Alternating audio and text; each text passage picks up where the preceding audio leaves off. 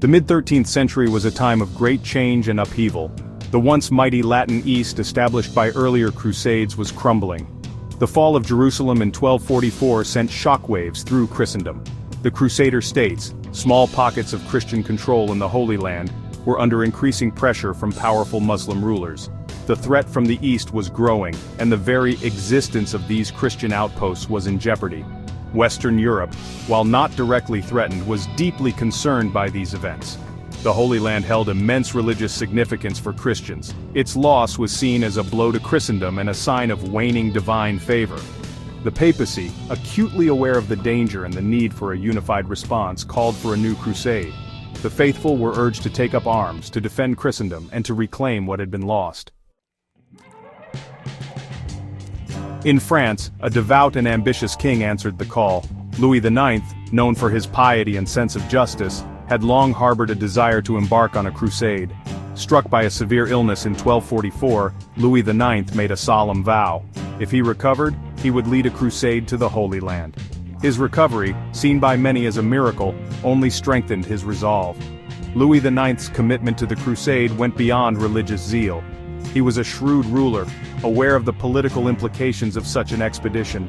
A successful crusade would not only bolster his prestige, but also expand French influence in the Mediterranean.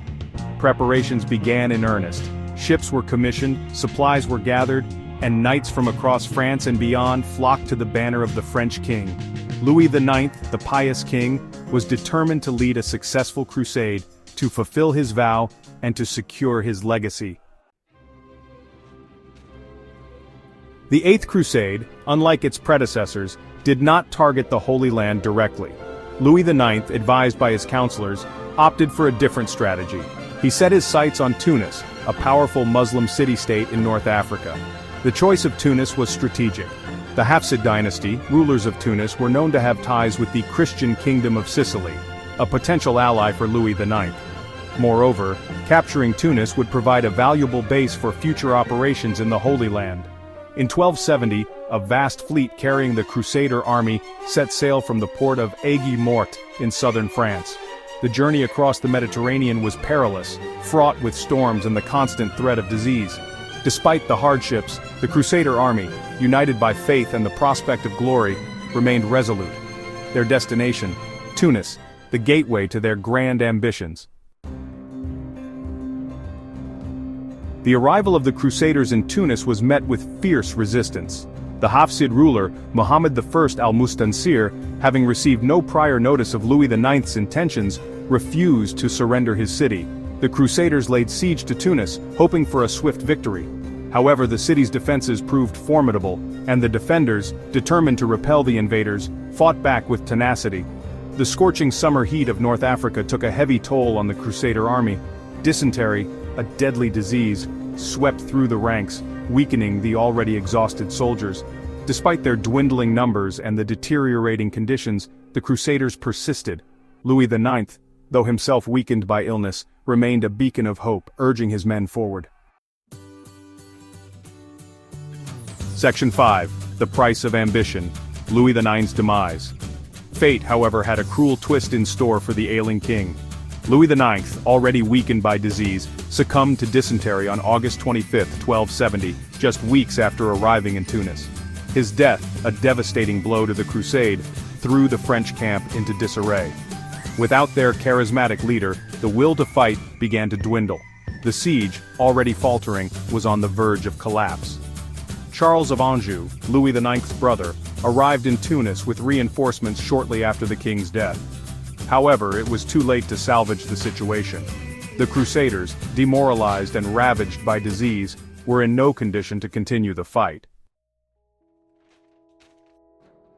Section 6. Legacy of Loss, the Aftermath of the Crusade. Negotiations with the Hafsids resulted in a truce. The Crusaders, allowed to withdraw with their remaining forces, left Tunis defeated and disheartened. The Eighth Crusade, plagued by misfortune and tragedy, had ended in failure. The body of Louis IX, preserved in spices, was returned to France, where he was laid to rest in the Basilica of Saint-Denis. He was later canonized by the Catholic Church, becoming St. Louis IX, a testament to his piety and devotion. The failure of the Eighth Crusade had significant consequences. It marked the last major crusade to the East. The dream of recapturing Jerusalem and restoring the Latin East faded, replaced by a growing sense of disillusionment and waning enthusiasm for such endeavors. Section 7. Echoes in Time, Remembering the Eighth Crusade. The Eighth Crusade, though a military failure, left a lasting impact on history. It highlighted the growing disparity between the ideals of the Crusades and the harsh realities of warfare in the 13th century. The Crusade also underscored the shifting political landscape of Europe.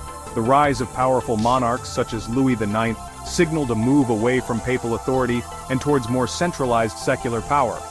Moreover, the Eighth Crusade, particularly the tragic demise of Louis IX, captured the imagination of chroniclers and artists alike. The king's piety, his unwavering faith, and his untimely death became the subject of numerous works of art and literature. Section 8. Lessons Unlearned. The Waning Flame of the Crusades. The Eighth Crusade, coming at the tail end of the Crusading era, revealed the inherent flaws in the concept of holy war. It demonstrated the limitations of religious zeal in the face of logistical challenges, political maneuvering, and the unpredictable nature of warfare. The failure of the Eighth Crusade, combined with the waning influence of the papacy and the shifting priorities of European monarchs, marked the beginning of the end for large-scale crusades. The dream of a unified Christendom marching east to reclaim the Holy Land faded into the annals of history.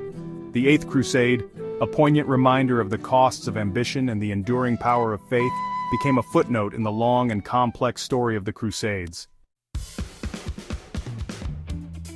Section 9. Conclusion. The Eighth Crusade in the Tapestry of History. The Eighth Crusade, though often overshadowed by its more successful predecessors, holds a significant place in history.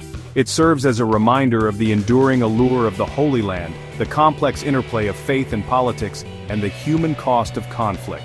While the Crusade failed to achieve its military objectives, it left an indelible mark on the course of history, shaping the destinies of nations and leaving behind a legacy that continues to resonate to this day.